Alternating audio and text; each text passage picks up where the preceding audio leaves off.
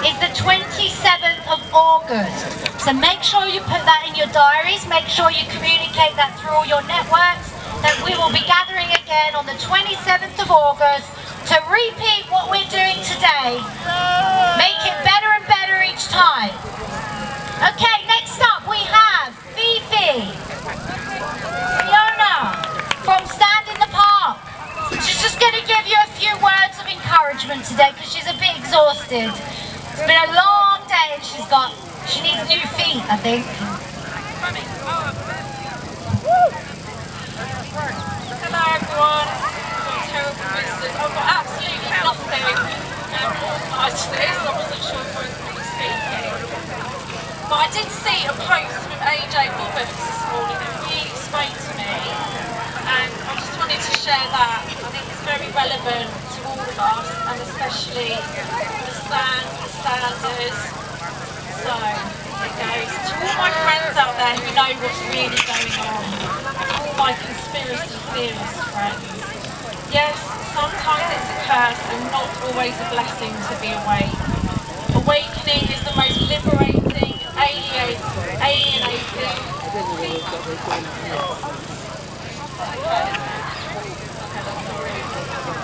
Awakening is the most liberating, alienating, excruciating, empowering, lonely, confusing, freeing, frightening, expansive journey. If you find yourself struggling and you try to process all this insanity, you are not alone. No one talks about the darkness that accompanies awakening or the grief. Not only grieving the life illusions you once had, but the realisation that almost everything you thought you once knew is a lie. The beliefs you've held, people you've trusted, principles you were taught, all lies. Shattering illusions is rarely an enjoyable experience. There is a considerable amount of discomfort that comes with growth, and the grieving process doesn't stop there. With these newfound realisations, you then find yourself grieving all over again, grieving the loss of many relationships and people who just don't get it, feeling alone, being ridiculed and shamed, not only by the masses, but for many of you, your very own family and friends too. Feeling like you no longer have much in common with the people you're surrounded by. Struggling with carrying on bullshit, shallow conversations that lack substance with those who are still false to see. Even feeling disconnected from your entire support system because they can't see what you see. Some even grieve the loss of their ignorance because ignorance is bliss and reality is harsh. Awakening can be a lonely road and you will often find yourself journeying alone. There is no way to sugarcoat it. Awakening to the realities of this world is brutal. It will have you running through the entire gamut of human emotions. You have to master the art of diving down the darkest of rabbit holes, only to come out and still function in daily life. And that's a skill people don't talk about enough. Some of you are struggling with feeling disconnected from families and friends. It's as though they exist in another world. Please know you are not alone. And not only are you not alone, you have an entire tribe standing with you. We may be separated by miles, but we are deeply connected in purpose and in spirit. So I think that's really, it just encapsulates everything. I'll say it again, please know you are not alone.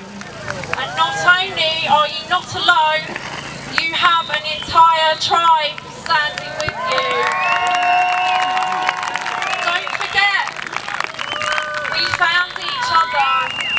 This has been a hell of a couple of years, but there's always a silver lining to every cloud, and throughout this we have created such incredible communities with each other, and we're seeing now more and more are growing out of these communities. We're really coming together to create the kind of world that we actually want to live in. And I would just encourage everyone to keep making those connections, keep going, don't give up, and putting your face out there. We need to make our voices heard. This isn't the time for complacency. The restrictions may have reduced. It may seem that things are relatively normal, but we know the truth. And so it's more important now than ever to just keep getting out there on the streets, on our streets, keeping the beacons burning. So when the shit does hit the fan again, as it will, people know where to come. We won't have gone anywhere. So keep standing, everyone. Keep standing strong together. Lots of love.